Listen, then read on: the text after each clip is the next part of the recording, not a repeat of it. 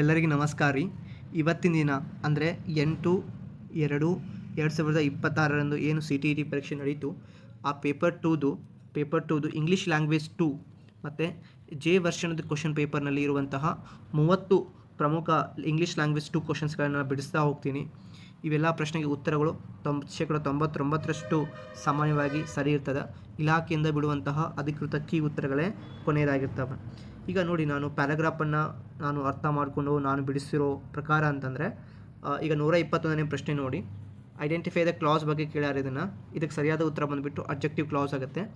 Which we can stop the progression of country, it is talking about the subject. So ಹೀಗಾಗಿ subject ಬಗ್ಗೆ ಮಾತಾಡುವಂತಹದ್ದು ಯಾವುದು objective ಮಾತಾಡ್ತದೆ. So ಹೀಗಾಗಿ ಅಬ್ಜೆಕ್ಟಿವ್ ಕ್ಲಾಸ್ ಆಗ್ತದೆ.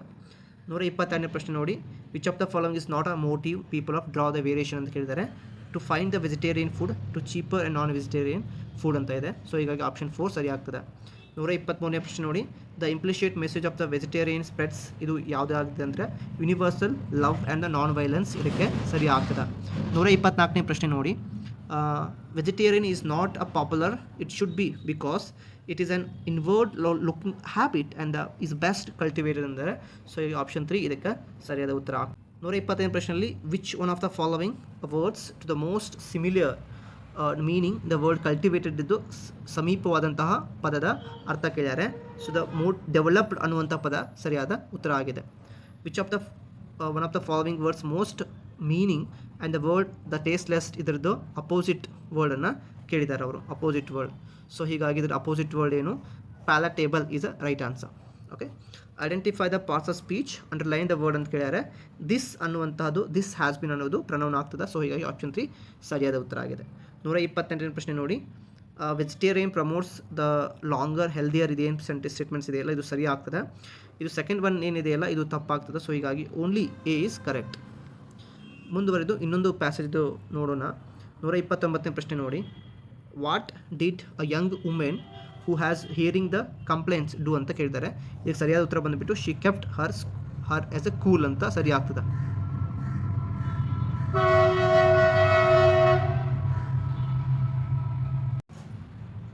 130ನೇ ಪ್ರಶ್ನೆ ನೋಡಿ, ಸ್ಟಡಿ ದ ಫಾಲೋವಿಂಗ್ ಸ್ಟೇಟ್ಮೆಂಟ್ ಅಂತ ಇದೆ.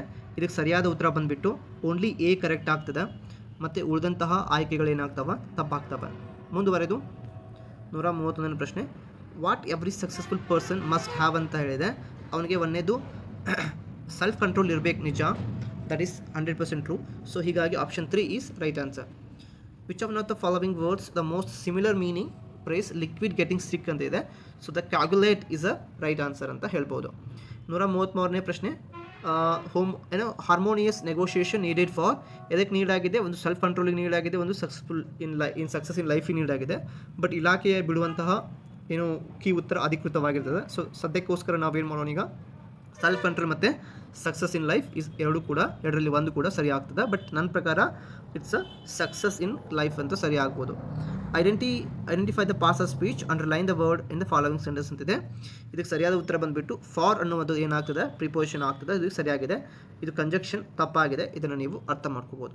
Which one of the following words opposite the meaning of the word pleasure, ಪ್ಲೆಷರ್ದು ಅಪೋಸಿಟ್ ವರ್ಡ್ ಯಾವುದಂದರೆ ಗ್ರೀಪ್, ಇದರದ್ದು ಅಪೋಸಿಟ್ ವರ್ಡ್ ಆಗಿದೆ. 136ನೇ ಪ್ರಶ್ನೆ ಇದೆ, ಸರಿಯಾದ ಉತ್ತರ ಬಂದುಬಿಟ್ಟು ಡಿಸ್ಕರ್ಸಿವ್ ರೈಟಿಂಗ್ ಅಂತ ಆಗ್ತದೆ. ಅಂದರೆ ತಾರ್ಕಿಕವಾಗಿ, ಇಲ್ಲಿ ಪಾಸಿಟಿವ್ ಮತ್ತು ಅದೇ ರೀತಿ ನೆಗೆಟಿವ್, ಇಲ್ಲಿ ಅಗೇನ್ ಸಾಮಾನ್ಯವಾಗಿ ನಾವು ಧನಾತ್ಮಕ ಋಣಾತ್ಮಕದ ಬಗ್ಗೆ ಮಾತಾಡುವಾಗ ಅಥವಾ ಬರೆಯಕತ್ತಾಗ ಡಿಸ್ಕರ್ಸಿವ್ ವೇ ಆಫ್ ರೈಟಿಂಗನ್ನು ಯೂಸ್ ಮಾಡ್ತೀವಿ. ಇನ್ನು again option 3, the language faculty of present children makes a conceive language of practice and drilling ಏನಿದೆ, ಆಪ್ಷನ್ 3 ಈಸ್ ರೈಟ್ ಆನ್ಸರ್. 137ಕ್ಕೆ 138 ಪ್ರಶ್ನೆ ನೋಡಿ, which one of the following is or bottom up listening activities ಅಂತ ಕೇಳಿದ್ದಾರೆ. ಅಂದರೆ bottom up ಅಂತಂದರೆ ಸಾಮಾನ್ಯವಾಗಿ ನಾವು ಚಿಕ್ಕನಿಂದ, ಅಂದರೆ ಮುಖ್ಯವಾದ ಚಿಕ್ಕದಿನಿಂದ ಅಥವಾ ಮೂಲಭೂತವಾದದಿಂದ ನಾವೇನು ಹೇಳಬೇಕು, ನಾವೇನು ಮಾಡ್ತೀವಿ, ಮಕ್ಕಳಿಗೆ ಲೆಟರ್ಸನ್ನು ಕಲಿಸ್ತೀವಿ, ಲೆಟರ್ಸ್ದು ಸೌಂಡ್ಸನ್ನು ಕಲಿಸ್ತೀವಿ, ಇದಾದಮೇಲೆ ಒಂದು ವರ್ಡ್ಸನ್ನು ಕಲಿಸ್ತೀವಿ, ಇದಾದಮೇಲೆ ಒಂದು ಸೆಂಟೆನ್ಸನ್ನು ಕಲಿಸ್ತೀವಿ, ಅದಾದಮೇಲೆ ಪ್ಯಾರಾಗ್ರಾಫ್ ಕಲಿಸ್ತೀವಿ. ಚಿಕ್ಕದಿಂದ ಬಾಟಮ್ ಕೆಳಗಡೆಯಿಂದ ಮೇಲೆ ಹೋಗ್ತೀವಿ ನಾವು. ಇಲ್ಲಿ ಕೂಡ ಹಾಗೆ ಡಿಕ್ಟೇಷನ್ ಅನ್ನೋದೇನಿದೆ ಇದು ಮೊದಲಿಗೆ ಪ್ರಾರಂಭದಲ್ಲಿ ಬರ್ತದೆ, ಕ್ಲೋಸ್ ಲಿಸ್ನಿಂಗ್ ಸೆಕೆಂಡ್ ಬರ್ತದೆ, and then use of multiple choice questions ಅದಾದಮೇಲೆ in identify the parts of negative ಇದೇನಿದೆ ಬರ್ತದೆ. ಹೀಗಾಗಿ ಆಪ್ಷನ್ 1 ಸರಿ ಆಗ್ತದೆ. 139ನೇ ಪ್ರಶ್ನೆಗೆ pedagogical realization materials mean of language teaching ಅಂತ ಕೇಳಿದ್ದಾರೆ. ಇದು ಸರಿಯಾದ ಉತ್ತರ ಬಂದುಬಿಟ್ಟು embedding the pedagogy into the materials to enable the teacher to adapt the pedagogy. So ಹೀಗಾಗಿ ಆಪ್ಷನ್ 2 ಸರಿಯಾದ ಉತ್ತರ ಆಗ್ತದೆ. 140ನೇ ಪ್ರಶ್ನೆ, all learners in a school begin their education and the mother tongue move on add many more language ಅಂತಿದೆ. So ಇದಕ್ಕೆ ಸರಿಯಾದ ಉತ್ತರ ಬಂದುಬಿಟ್ಟು ಮದರ್ ಟಂಗ್ ಬೇಸ್ಡ್ ಮಲ್ಟಿಲಿಂಗ್ವಲಿಸಮ್. ಇದು ತಪ್ಪಾಗಿರ್ತದೆ ಸಾಮಾನ್ಯವಾಗಿ, ಬಟ್ ಮದರ್ ಟಂಗಿನಿಂದ ನಾವೇನು ಮಾಡ್ತೀವಿ, ಮಲ್ಟಿಲಿಂಗ್ವಲಿಸಮ್ ಕೂಡ ಹೋಗ್ತೀವಿ. ಓಕೆ, ಸೊ ಹೀಗಾಗಿ option 4 is right answer. Sandhya reads the article on machine learning and find some information what is her reading ಅಂತ ಕೇಳ್ಯಾರೆ. ಆಕೆ ಸಾಮಾನ್ಯವಾಗಿ ಏನು ಮಾಡ್ತಾ ಇದ್ದಾಳೆ ಅಲ್ಲಿ, ಫೈಂಡಿಂಗ್ ಸಮ್ ಇನ್ಫಾರ್ಮೇಷನ್ ಮುಖ್ಯವಾಗಿ ಇದನ್ನು ನೋಡ್ತಾರೆ. ಸೊ ಈಗ scanning is right answer. Okay, ನೋಡಿ ಈಗ 142ನೇ ಪ್ರಶ್ನೆ, what is the following task are noun ಅಂತ ಕೇಳಿದ್ದಾರೆ. ಇಲ್ಲಿ ಯಾವ ಟಾಸ್ಕ್ ನಡೀತಾ ಇದೆ ಅಂತಂದರೆ ಇಲ್ಲಿ ಏನಾಗ್ತಾ ಇದೆ, ಮ್ಯೂಚುವಲ್ ಡಿಕ್ಟೇಷನ್ ನಡೀತಾ ಇದೆ. ಒಬ್ಬ ಮಕ್ಕಳು ಅವ್ರು ಇವ್ರಿಗೆ ಹೇಳ್ತಾ ಇದ್ದಾರೆ, ಇವ್ರು ಅವ್ರಿಗೆ ಹೇಳ್ತಾ ಇದ್ದಾರೆ. ಪ್ಯಾರಾಗ್ರಾಫ್ ಆಗಿರ್ಬೋದು, ಒಂದು ಸೆಂಟೆನ್ಸ್ ಆಗಿರ್ಬೋದು. ಸೊ ಹೀಗಾಗಿ ಮ್ಯೂಚುವಲ್ ಡಿಕ್ಟೇಷನ್ ಬರ್ತದೆ. ಇಲ್ಲಿ ಪ್ಯಾರಾಗ್ರಾಫ್ ಡಿಕ್ಟೇಷನ್ ಕೂಡ ಬರ್ತದೆ. ಬಟ್ ಇಲಾಖೆ ಬಿಡುವಂತಹ ಮಾಹಿತಿ, ಅಂದರೆ ಇಲಾಖೆ ಬಿಡುವಂಥ ಅಧಿಕೃತವಾದಂತಹ ಉತ್ತರ ನನಗನ್ಸಿದ ಮಟ್ಟಿಗೆ ಮ್ಯೂಚುವಲ್ ಡಿಕ್ಟೇಷನ್ ಆಗಬಹುದು ಅಂತ ಅನಿಸಿದೆ. Wait for C. Learning for meaning, therefore learning must start with the issues around learners ಅಂತಾಗಿದೆ. ಇದಕ್ಕೆ ಸರಿಯಾದ ಉತ್ತರ ಬಂದುಬಿಟ್ಟು ಕನ್ಸ್ಟ್ರಕ್ಟಿವಿಸಮ್, ಅಂದರೆ ರಚನಾತ್ಮಕತೆ ಸರಿ ಆಗ್ತದೆ 143ನೇ ಪ್ರಶ್ನೆಗೆ. ಇನ್ನು 144ನೇ ಪ್ರಶ್ನೆ ನೋಡಿ, what do form oriented language inputs ಅಂತ ಕೇಳಿದ್ದಾರೆ. ಇದಕ್ಕೆ ಸರಿಯಾದ ಉತ್ತರ ಬಂದುಬಿಟ್ಟು use the vocabulary, pronunciation, grammar is right answer. ಇನ್ಪುಟ್ನಲ್ಲಿ ನಾವು ವೊಕ್ಯಾಬ್ಯುಲರಿಯನ್ನು ಕೊಡ್ತೀವಿ, ಅದೇ ರೀತಿಯಾಗಿ ಪ್ರೊನೌನ್ಸಿಯೇಷನ್ ಮತ್ತು ಗ್ರಾಮರನ್ನು ಕೊಡ್ತೀವಿ. 145ನೇ ಪ್ರಶ್ನೆ ನೋಡಿ, 145ನೇ ಪ್ರಶ್ನೆಗೆ assessment design to the monitor improve the students to progress during the teaching learning process. So ಹೀಗಾಗಿ ಆಪ್ಷನ್ 1 ಸರಿಯಾದ ಉತ್ತರ ಆಗಿದೆ. 146ನೇ ಪ್ರಶ್ನೆ ನೋಡಿ, what is the productive vocabulary ಅಂತ ಕೇಳಿದರೆ. ಪ್ರೊಡಕ್ಟಿವ್ ವೊಕ್ಯಾಬ್ಯುಲರಿ ಯಾವುದಾಗಿರ್ತದೆ, words that we use in writing and speaking. ಇದು ಸರಿಯಾಗಿದೆ. ಸೊ ಹೀಗಾಗಿ ಆಪ್ಷನ್ 1 ಸರಿಯಾದ ಉತ್ತರ ಆಗಿದೆ. 147ನೇ ಪ್ರಶ್ನೆ ನೋಡಿ, which one of the following statement would not endorse the teaching learning poetry ಅಂತ ಕೇಳಿದ್ದಾರೆ. Would not endorse poetry is a teaching grammar is right answer. So ಹೀಗಾಗಿ ಯಾವುದು ಅಲ್ಲ ಅಂತ ಕೇಳಿದರೆ, ಪೊಯೆಟ್ರಿಲಿ ನಾವು ಗ್ರಾಮರನ್ನು ಟೀಚ್ ಮಾಡೋದಿಲ್ಲ. ಹೀಗಾಗಿ ಆಪ್ಷನ್ 4 ರೈಟ್ ಆನ್ಸರ್.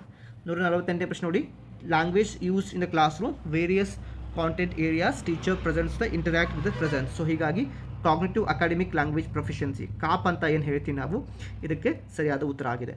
ಇನ್ನು 149ನೇ ಪ್ರಶ್ನೆ, which type of grammatical knowledge does the following statement of mean ಅಂತ ಕೇಳ್ಯಾರೆ. ಇದಕ್ಕೆ ಸರಿಯಾದ ಉತ್ತರ ಬಂದ್ಬಿಟ್ಟು ಡಿಕ್ಲರೇಟಿವ್ ನಾಲೆಜ್ ಅಂತ ಬರ್ತದೆ.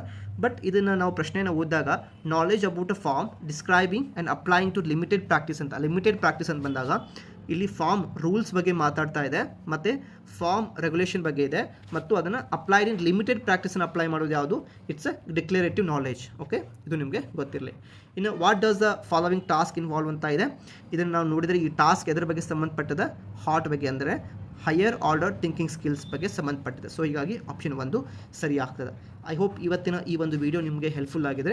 ನಿಮ್ಮ ಒಂದು CTET ಪೇಪರ್ 2ದಲ್ಲಿ ಇಂಗ್ಲೀಷ್ ಲ್ಯಾಂಗ್ವೇಜ್ 2ದು 30ಕ್ಕೆ ಎಷ್ಟು ಸ್ಕೋರ್ ಆಗಿದೆ ಅನ್ನೋದನ್ನು, ಜಸ್ಟ್ ಸ್ಕೋರನ್ನು ನೀವು ಕೆಳಗಿನ ಕಮೆಂಟ್ ಬಾಕ್ಸ್ ಒಳಗೆ ಕಮೆಂಟ್ ಮಾಡಿ, ನಾನು ಅದರ ಮುಖಾಂತರ ನಿಮ್ಮನ್ನು ನಾನು ಅರ್ಥ ಮಾಡ್ಕೊಳ್ಳಿಕ್ಕೆ ಪ್ರಯತ್ನ ಪಡ್ತೀನಿ. ಮತ್ತೆ ಮುಂದಿನ ವೀಡಿಯೋದೊಳಗೆ ನಾನು ಭೇಟಿ ಆಗ್ತೀನಿ. ಇದೇ ರೀತಿಯಾಗಿ ಉಳಿದಂತಹ CDP ಮೇಲೆ ಆಗಿರ್ಬೋದು, ಕನ್ನಡ ಮೇಲೆ ಆಗಿರ್ಬೋದು, ನಾನು ಈ ಒಂದು CTET ಪೇಪರ್ 2ದ ಮೇಲೆ ಕೀ ಆನ್ಸರ್ಗಳನ್ನು ಮಾಡಿದ್ದೀನಿ. ದಯವಿಟ್ಟು ನನ್ನ ವೀಡಿಯೋಸ್ ಒಳಗೆ ಹೋಗಿ, ಅಥವಾ ಈ ಕೆಳಗಿನ ಡಿಸ್ಕ್ರಿಪ್ಷನ್ ಬಾಕ್ಸ್ ಒಳಗೆ ಲಿಂಕನ್ನು ಕೊಟ್ಟಿರ್ತೀನಿ, ಅದರ ಮುಖಾಂತರ ನೀವು ಪಡಿಬೋದು. ನಮಸ್ಕಾರ.